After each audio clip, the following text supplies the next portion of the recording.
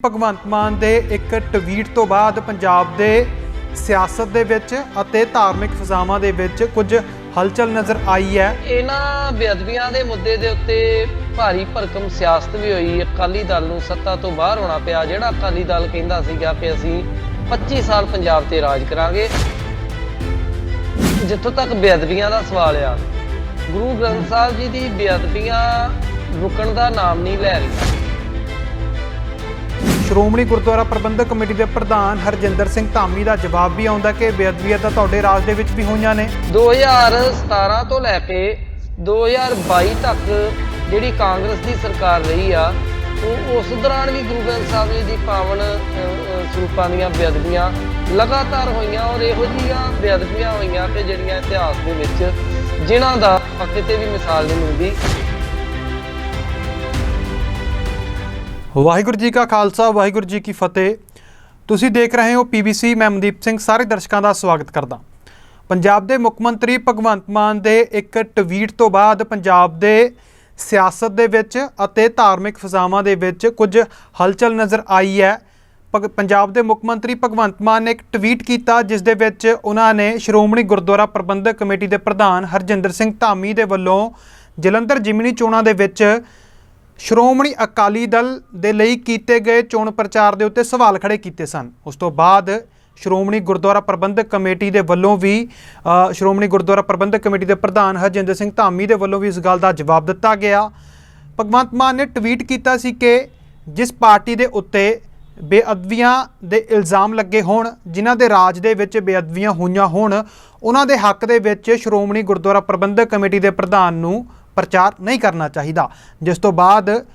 ਸ਼੍ਰੋਮਣੀ ਗੁਰਦੁਆਰਾ ਪ੍ਰਬੰਧਕ committee ਦੇ ਪ੍ਰਧਾਨ ਹਰਜਿੰਦਰ ਸਿੰਘ ਧਾਮੀ ਦਾ ਜਵਾਬ ਵੀ ਆਉਂਦਾ ਕਿ ਬੇਅਦਬੀਆਂ ਤਾਂ ਤੁਹਾਡੇ ਰਾਜ ਦੇ ਵਿੱਚ ਵੀ ਹੋਈਆਂ ਨੇ, ਪਰ ਇਸ ਮਾਮਲੇ ਦੇ ਉੱਤੇ ਕੀ ਸਿਆਸਤ ਕੀਤੀ ਜਾਣੀ ਚਾਹੀਦੀ ਹੈ? ਕਿ ਸ਼੍ਰੋਮਣੀ ਗੁਰਦੁਆਰਾ ਪ੍ਰਬੰਧਕ ਕਮੇਟੀ ਦੇ ਪ੍ਰਧਾਨ ਨੂੰ ਅਕਾਲੀ ਦਲ ਦੇ ਹੱਕ ਦੇ ਵਿੱਚ ਚੋਣ ਪ੍ਰਚਾਰ ਕਰਨਾ ਚਾਹੀਦਾ ਆ? ਕੀ ਸ਼੍ਰੋਮਣੀ ਗੁਰਦੁਆਰਾ ਪ੍ਰਬੰਧਕ ਕਮੇਟੀ ਅਤੇ ਅਕਾਲੀ ਦਲ ਇੱਕੋ ਸਿੱਕੇ ਦੇ ਦੋ ਪਹਿਲੂ ਨੇ? ਕੀ ਇਹਨਾਂ ਨੂੰ ਵੱਖ-ਵੱਖ ਕਰਕੇ ਦੇਖਿਆ ਜਾ ਸਕਦਾ? ਕੀ ਭਗਵੰਤ ਮਾਨ ਦਾ ਟਵੀਟ ਸਿਆਸਤ ਤੋਂ ਪ੍ਰੇਰਿਤ ਹੈ ਜਾਂ ਫਿਰ ਉਹਨਾਂ ਦੇ ਅੰਦਰ ਦੀ ਕੋਈ ਭਾਵਨਾ ਆ? ਇਸ ਮਾਮਲੇ ਦੇ ਉੱਤੇ ਅੱਜ ਸੰਖੇਪ ਤੋਂ ਲੈ ਕੇ ਪੂਰੀ ਡੂੰਘਾਈ ਤੱਕ ਗੱਲਬਾਤ ਕਰਾਂਗੇ। ਸਾਡੇ ਨਾਲ ਸਾਡੇ ਸਾਥੀ ਸੀਨੀਅਰ ਪੱਤਰਕਾਰ ਤਲਵਿੰਦਰ ਸਿੰਘ ਬੁੱਟਰ ਹਾਜ਼ਰ ਰਹਿਣਗੇ। ਸਭ ਤੋਂ ਪਹਿਲਾਂ ਉਹਨਾਂ ਦਾ ਸਵਾਗਤ ਕਰਦੇ ਹਾਂ ਜੀ। ਵਾਹਿਗੁਰੂ ਜੀ ਕਾ ਖਾਲਸਾ, ਵਾਹਿਗੁਰੂ ਜੀ ਕੀ ਫਤਿਹ ਜੀ। ਵਾਹਿਗੁਰੂ ਜੀ ਕਾ ਖਾਲਸਾ, ਵਾਹਿਗੁਰੂ ਜੀ ਕੀ ਫਤਿਹ। ਬੁੱਟਰ ਸਾਹਿਬ, ਸਭ ਤੋਂ ਪਹਿਲਾਂ ਤਾਂ ਮੈਂ ਪੁੱਛਣਾ ਚਾਹੁੰਦਾ ਕਿ ਭਗਵੰਤ ਮਾਨ ਦੇ ਵੱਲੋਂ ਪੰਜਾਬ ਦੇ ਮੁੱਖ ਮੰਤਰੀ ਨੇ ਉਹਨਾਂ ਦੇ ਵੱਲੋਂ ਜਿਹੜਾ ਟਵੀਟ ਕੀਤਾ ਗਿਆ, ਤੁਸੀਂ ਉਹਨਾਂ ਦੇ ਟਵੀਟ ਨੂੰ ਕਿਵੇਂ ਦੇਖਦੇ ਹੋ ਕਿ ਕਿਸ ਸੰਦਰਭ ਦੇ ਵਿੱਚ ਹੈ ਟਵੀਟ ਇਹ? ਦੇਖੋ, ਜਿਹੜੇ ਭਗਵੰਤ ਮਾਨ ਮੁੱਖ ਮੰਤਰੀ ਪੰਜਾਬ ਨੇ, ਉਹਨਾਂ ਦਾ ਟਵੀਟ ਜਿਹੜਾ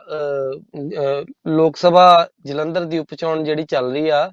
ਉਹਦੇ ਸੰਦਰਭ ਵਿੱਚ ਉਹਨਾਂ ਨੇ ਕਿਹਾ ਸੀ ਕਿ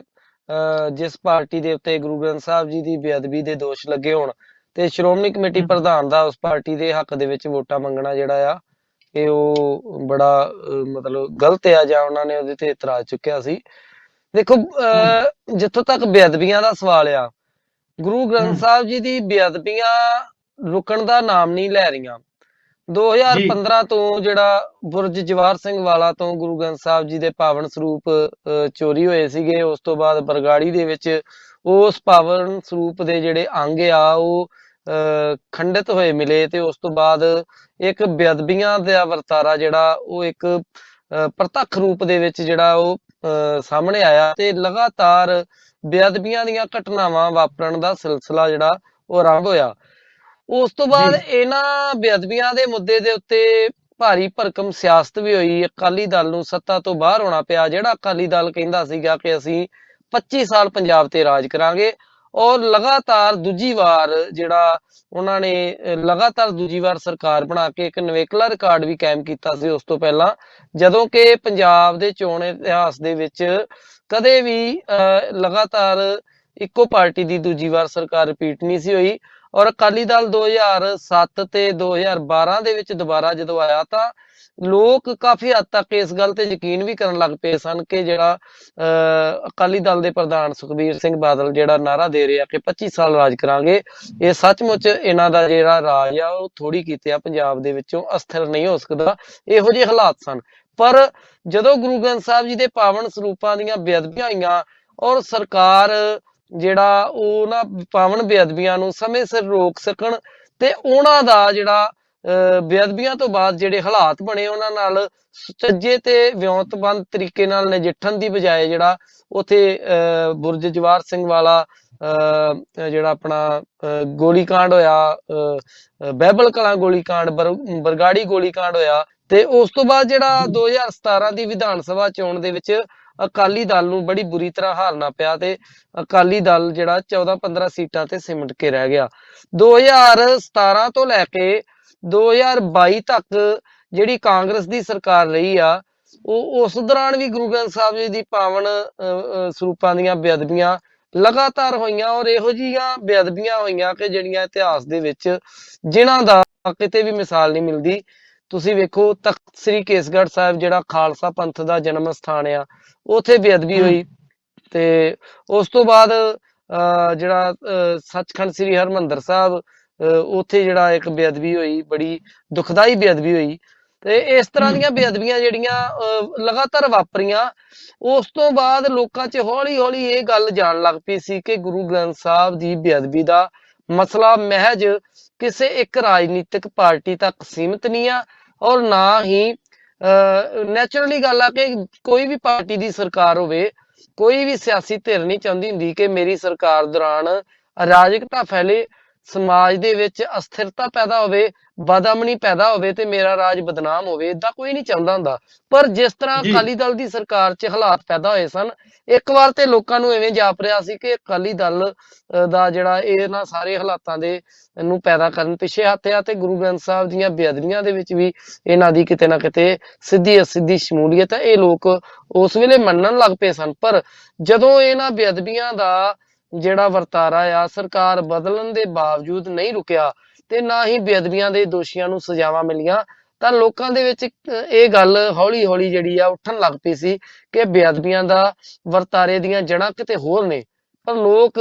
ਸਿਆਸਤ ਦੇ ਸ਼ਿਕਾਰ ਹੋ ਕੇ ਉਹਦੀਆਂ ਜੜ੍ਹਾਂ ਕਿਤੇ ਹੋਰ ਲੱਭ ਰਹੇ ਸਨ। ਸੱਤਾ ਬਦਲਣ ਦੇ ਨਾਲ, ਇੱਕ ਪਾਰਟੀ ਨੂੰ ਹੇਠਾਂ ਕਰਨ ਦੇ ਨਾਲ, ਦੂਜੀ ਪਾਰਟੀ ਨੂੰ ਸੱਤਾ 'ਚ ਲਿਆਉਣ ਦੇ ਨਾਲ ਬੇਅਦਬੀਆਂ ਨਹੀਂ ਰੁਕੀਆਂ। ਉਸ ਦੇ ਬਾਵਜੂਦ ਕਾਂਗਰਸ ਸਰਕਾਰ ਵੀ ਜਿਹੜੀ ਆ ਉਹ ਵੀ ਬੇਅਦਬੀਆਂ ਦੇ ਮੁੱਦੇ ਦੇ ਉੱਤੇ ਜਿਹੜਾ ਅਖੀਰ ਦੇ ਵਿੱਚ ਕਿ ਬਹੁਤ ਵੱਡੀ ਪੱਧਰ ਤੇ ਉਹਨੂੰ ਕੀਮਤ ਚੁਕਾਉਣੀ ਪਈ ਤੇ ਉਹਨੂੰ ਵੀ ਸੱਤਾ ਤੋਂ ਬਾਹਰ ਜਾਣਾ ਪਿਆ, ਕਿਉਂਕਿ ਇਹ ਵੀ ਇੱਕ ਕਾਂਗਰਸ ਸਰਕਾਰ ਦੀ ਫੇਲੀਅਰ ਦੇ ਵਿੱਚ ਇੱਕ ਫੈਕਟਰ ਸ਼ਾਮਲ ਸੀਗਾ ਕਿ ਗੁਰੂ ਗ੍ਰੰਥ ਸਾਹਿਬ ਦੀਆਂ ਬੇਅਦਬੀਆਂ ਨਹੀਂ ਰੁਕੀਆਂ ਤੇ ਗੁਰੂ ਗ੍ਰੰਥ ਸਾਹਿਬ ਜੀ ਦੀਆਂ ਬੇਅਦਬੀਆਂ ਦੀਆਂ ਜਿਹੜੀਆਂ ਘਟਨਾਵਾਂ ਸਨ, ਬਰਗਾੜੀ ਕਾਂਡ ਹੋ ਗਿਆ, ਚਾਹੇ ਬਹਿਬਲ ਕਲਾਂ ਕਾਂਡ ਹੋ ਗਿਆ, ਚਾਹੇ ਬੁਰਜ ਜਵਾਹਰ ਸਿੰਘ ਵਾਲਾ ਜੋ ਗੋਲੀकांड ਹੋ ਗਿਆ, ਇਹਦੇ ਦੋਸ਼ੀਆਂ ਨੂੰ ਜਿਹੜੀਆਂ ਸਜ਼ਾਵਾਂ ਨਹੀਂ ਮਿਲੀਆਂ ਬਲਕਿ ਇਹਦੀ ਥਾਂ ਤੇ ਸਿਆਸਤ ਹੁੰਦੀ ਰਹੀ। ਕਦੇ ਅਕਾਲੀ ਦਲ ਦੇ ਲੀਡਰਾਂ ਨੂੰ ਚਾਰਜ ਸ਼ੀਟ ਦੇ ਵਿੱਚ ਪਾ ਦੇਣਾ, ਕਦੇ ਕੱਢ ਦੇਣਾ, ਕਦੇ ਪਾ ਦੇਣਾ। ਇਹ ਲੋਕਾਂ ਨੂੰ ਇੱਕ ਤਰ੍ਹਾਂ ਨਾਲ ਲੋਕਾਂ ਨੂੰ ਜਿਹੜਾ ਇਮੋਸ਼ਨਲੀ ਬਲੈਕਮੇਲ ਕਰਨ ਲਈ ਜਾਂ ਉਹਨਾਂ ਦੀਆਂ ਵੋਟਾਂ ਹਥਿਆਉਣ ਲਈ ਇੱਕ ਮਹਿਜ ਰਾਜਨੀਤਿਕ ਮੁੱਦਾ ਬਣ ਕੇ ਰਹਿ ਗਿਆ ਤੇ ਇਸ ਕਰਕੇ ਕਾਂਗਰਸ ਨੂੰ ਵੀ ਸੱਤਾ ਤੋਂ ਬਾਹਰ ਜਾਣਾ ਪਿਆ। ਉਸ ਤੋਂ ਬਾਅਦ ਆ ਗਈ ਜੀ ਆਮ ਆਦਮੀ ਪਾਰਟੀ ਦੀ ਸਰਕਾਰ। ਤਕਰੀਬਨ 1 ਸਾਲ ਤੋਂ ਉੱਪਰ ਸਮਾਂ ਹੋ ਗਿਆ ਆਮ ਆਦਮੀ ਪਾਰਟੀ ਦੀ ਸਰਕਾਰ ਪੰਜਾਬ 'ਚ ਬਣੀ ਨੂੰ। ਉਸ ਤੋਂ ਬਾਅਦ ਵੀ ਬੇਅਦਬੀ ਦੀਆਂ ਜਿਹੜੀਆਂ ਬੇਅੰਤ ਘਟਨਾਵਾਂ ਵਾਪਰੀਆਂ, ਆ ਪਿਛਲੇ ਹਫ਼ਤੇ ਹੀ ਜਿਹੜੀ ਆ ਤੁਸੀਂ ਵੇਖੋ ਜਿਹੜੀ ਮੋਰਿੰਡੇ ਦੇ ਵਿੱਚ ਘਟਨਾ ਵਾਪਰੀ ਆ ਔਰ ਇਸ ਘਟਨਾ ਤੋਂ ਬਾਅਦ ਪੰਜਾਬ ਸਰਕਾਰ ਦੇ ਮੁੱਖ ਮੰਤਰੀ ਜਾਂ ਕਿਸੇ ਵੀ ਜਿਹੜਾ ਜ਼ਿੰਮੇਵਾਰ ਸੰਵਿਧਾਨਕ ਅਹੁਦੇ ਤੇ ਬੈਠਾ ਵਿਅਕਤੀ, ਉਸ ਵੱਲੋਂ ਕੋਈ ਵੀ ਇਹਦੇ ਬਾਰੇ ਕੋਈ ਜਨਤਕ ਸਟੇਟਮੈਂਟ ਨਹੀਂ ਆਈ ਕਿ ਇਹ ਘਟਨਾ ਜਿਹੜੀ ਆ ਇਹ ਕਿੰਨੀ ਦੁਖਦਾਈ ਆ ਜਾਂ ਇਹਦੇ ਵਿੱਚ ਸਰਕਾਰ ਕੀ ਕਰ ਰਹੀ ਆ। ਹੁਣ ਆ ਜਾਂਦੇ ਆ ਭਗਵੰਤ ਮਾਨ ਦੇ ਟਵੀਟ ਵੱਲ। ਭਗਵੰਤ ਮਾਨ ਨੂੰ ਇਸ ਗੱਲ ਦਾ ਤੇ ਚੇਤਾ ਆ ਗਿਆ ਕਿ ਅਕਾਲੀ ਦਲ ਦੇ ਉੱਤੇ ਬੇਅਦਬੀਆਂ ਦੇ ਦੋਸ਼ ਲੱਗੇ ਆ, ਪਰ ਭਗਵੰਤ ਮਾਨ ਉਸ ਦਿਨ ਕਿੱਥੇ ਸਨ ਜਿਸ ਦਿਨ ਜਿਹੜਾ ਵਾ ਆਪਣਾ ਮੋਰਿੰਡੇ ਦੇ ਵਿੱਚ ਗੁਰੂ ਗ੍ਰੰਥ ਸਾਹਿਬ ਜੀ ਦੇ ਪਾਵਨ ਸਰੂਪਾਂ ਦੀ ਬੇਅਦਬੀ ਹੋਈ। ਸੋ ਲੋਕਾਂ ਦੇ ਜ਼ਿਹਨ ਦੇ ਵਿੱਚ ਸਵਾਲ ਉੱਠਣੇ ਸੁਭਾਵਿਕ ਆ। ਕਿਤੇ ਨਾ ਕਿਤੇ ਲੋਕਾਂ ਦੇ ਵਿੱਚ ਵੀ ਇਹ ਗੱਲ ਆਉਂਦੀ ਆ ਕਿ ਇਹ ਰਾਜਨੀਤੀ ਕੀਤੀ ਗਈ ਔਰ ਇਹ ਸਮਝਿਆ ਜਾ ਰਿਹਾ ਕਿ ਬੇਅਦਬੀਆਂ ਦੇ ਮੁੱਦੇ ਦੇ ਉੱਤੇ ਜਿੰਨੀ ਜਿਹੜੀ ਆ ਖਤਰਨਾਕ ਕਹਿ ਲੋ ਰਾਜਨੀਤੀ ਆਮ ਆਦਮੀ ਪਾਰਟੀ ਨੇ ਕੀਤੀ ਆ, ਉਹ ਕਿਸੇ ਨੇ ਵੀ ਨਹੀਂ ਕੀਤੀ। ਔਰ ਉਸ ਆਮ ਆਦਮੀ ਪਾਰਟੀ ਨੂੰ ਬੇਅਦਬੀਆਂ ਦੇ ਮੁੱਦੇ ਦੇ ਉੱਤੇ ਹੀ ਜਿਹੜਾ ਇੰਨਾ ਵੱਡਾ ਜਿਹੜਾ ਪੰਜਾਬ ਦੇ ਵਿੱਚ ਇੱਕ ਹੁੰਜਾ ਫੇਰੂ ਜਿੱਤ ਹਾਸਲ ਹੋਈ ਆ, ਉਹਦੇ ਵਿੱਚ ਇੱਕ ਮੇਨ ਫੈਕਟਰ ਬੇਅਦਬੀਆਂ ਵੀ ਸਨ। ਪਰ ਇਸ ਪਾਰਟੀ ਨੇ ਵੀ ਜਿਹੜਾ ਬੇਅਦਬੀਆਂ ਦੇ ਦੋਸ਼ੀਆਂ ਨੂੰ ਜਿਹੜਾ ਵਾ ਉਹ ਸਜ਼ਾਵਾਂ ਦੇਣ ਲਈ ਜਾਂ ਇਸ ਵਰਤਾਰੇ ਦੀ ਤਹਿ ਤੱਕ ਜਾ ਕੇ ਇਸ ਵਰਤਾਰੇ ਦੇ ਜਿਹੜਾ ਸਿੱਟਾ ਮੁਖੀ ਹੱਲ ਕਰਨ ਦੀ ਦਿਸ਼ਾ ਦੇ ਵਿੱਚ ਕੋਈ ਸਾਰਥਕ ਕਦਮ ਨਹੀਂ ਚੁੱਕੇ, ਜਿਹਦੇ ਕਰਕੇ 1 ਸਾਲ ਦੇ ਦੌਰਾਨ ਇਸ ਪਾਰਟੀ ਦੇ ਖਿਲਾਫ ਵੀ ਲੋਕਾਂ ਦਾ ਜਿਹੜਾ ਗੁੱਸਾ ਫੁੱਟਣ ਲੱਗ ਪਿਆ। ਕੱਲ ਜਦੋਂ ਭਗਵੰਤ ਮਾਨ ਟਵੀਟ ਕਰਦੇ ਆ ਉਸ ਤੋਂ ਕੁਝ ਘੰਟਿਆਂ ਬਾਅਦ ਸ਼੍ਰੋਮਣੀ ਕਮੇਟੀ ਦੇ ਪ੍ਰਧਾਨ ਜਿਹੜੇ ਐਡਵੋਕੇਟ ਹਰਜਿੰਦਰ ਸਿੰਘ ਧਾਮੀ ਆ, ਉਹਨਾਂ ਦਾ ਬਿਆਨ ਆ ਗਿਆ ਕਿ ਜਿਹੜਾ ਭਗਵੰਤ ਮਾਨ ਦਾ ਜਿਹੜਾ ਇਹੋ ਜੀ ਮੁੱਦੇ ਦੇ ਉੱਤੇ ਬਿਆਨ ਦੇਣਾ ਜਿਹੜਾ ਅਸ਼ੋਭਨੀਕ ਆ ਔਰ ਇਹਨਾਂ ਨੂੰ ਕੋਈ ਹੱਕ ਨਹੀਂ ਆ, ਕਿਉਂਕਿ ਇਹਨਾਂ ਦੇ ਰਾਜ ਦੇ ਵਿੱਚ ਵੀ ਬੇਅਦਬੀਆਂ ਵਾਪਰੀਆਂ ਤੇ ਇਹਨਾਂ ਨੇ ਜਿਹੜਾ ਉਹਨਾਂ ਬੇਅਦਬੀਆਂ ਨੂੰ ਰੋਕਣ ਦੇ ਲਈ ਕੋਈ ਜ਼ਿਕਰਯੋਗ ਮਾਰਕਾ ਨਹੀਂ ਮਾਰਿਆ। ਔਰ ਉਸ ਤੋਂ ਬਾਅਦ ਅਕਾਲੀ ਦਲ ਦੇ ਜਿਹੜੇ ਬੁਲਾਰੇ ਆ ਔਰ ਸਕੱਤਰ ਆ ਡਾਕਟਰ ਦਲਜੀਤ ਸਿੰਘ ਚੀਮਾ ਨੇ ਵੀ ਇਹ ਸਟੇਟਮੈਂਟ ਦਿੱਤੀ ਸੀ ਕਿ ਭਗਵੰਤ ਮਾਨ ਵੀ ਉਸੇ ਸੋਚ ਦੇ ਪਿਛਲੱਗ ਬਣ ਚੁੱਕੇ ਆ, ਜਿਹੜੀ ਸੋਚ ਸਿੱਖ ਸੰਸਥਾਵਾਂ ਤੇ ਸਿੱਖ ਰਾਜਸੀ ਸ਼ਕਤੀ ਨੂੰ ਖਤਮ ਕਰਕੇ ਸਿੱਖਾਂ ਨੂੰ ਨਿਰਬਲ ਤੇ ਨਿਤਾਣੇ ਬਣਾਉਣ ਦੀ ਜਿਹੜੀ ਆ ਉਹ ਸਾਜ਼ਿਸ਼ ਦੇ ਵਿੱਚ ਲੱਗੀਆਂ ਹੋਈਆਂ ਨੇ। ਸੋ ਇਸ ਤਰੀਕੇ ਦੇ ਨਾਲ ਅਸੀਂ ਸਮਝਦੇ ਹਾਂ ਕਿ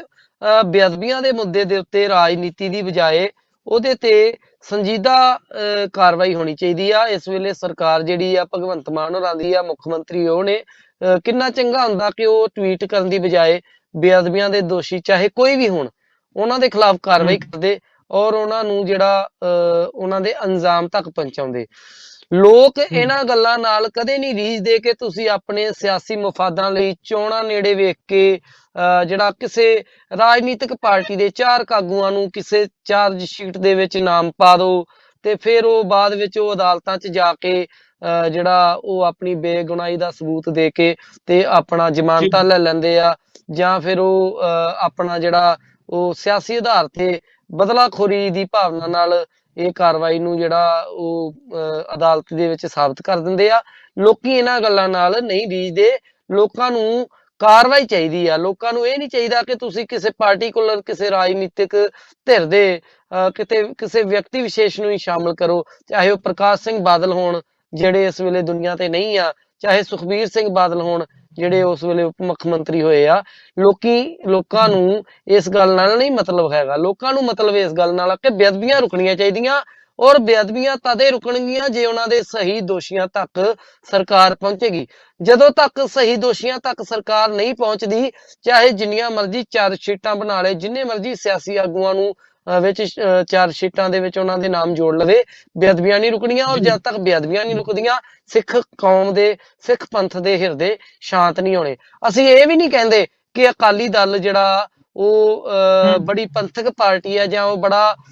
ਜਿਹੜਾ ਵਾ ਬੇਅਦਬੀਆਂ ਦੇ ਦੋਸ਼ਾਂ ਤੋਂ 100% 100% ਜਿਹੜਾ ਉਹ ਮਤਲਬ ਕਿ ਬੇਦਾਗ ਆ। ਪਰ ਅਸੀਂ ਇਹ ਗੱਲ ਕਹਿੰਦੇ ਆ ਕਿ ਜੇਕਰ ਅਕਾਲੀ ਦਲ ਦੇ ਖਿਲਾਫ ਜਿੰਨੇ ਗੁੱਸੇ ਦੇ ਨਾਲ ਲੋਕਾਂ ਨੇ 2017 ਦੇ ਵਿੱਚ ਉਹਨੂੰ ਸੱਤਾ ਤੋਂ ਬਾਹਰ ਕੀਤਾ ਸੀਗਾ ਤੇ 2022 ਦੇ ਵਿੱਚ ਵੀ ਉਹਨੂੰ ਬੁਰੀ ਤਰ੍ਹਾਂ ਹਰਾਇਆ, ਤੇ ਜੇਕਰ ਉਸ ਤਰ੍ਹਾਂ ਉਸ ਤਰੀਕੇ ਦੇ ਨਾਲ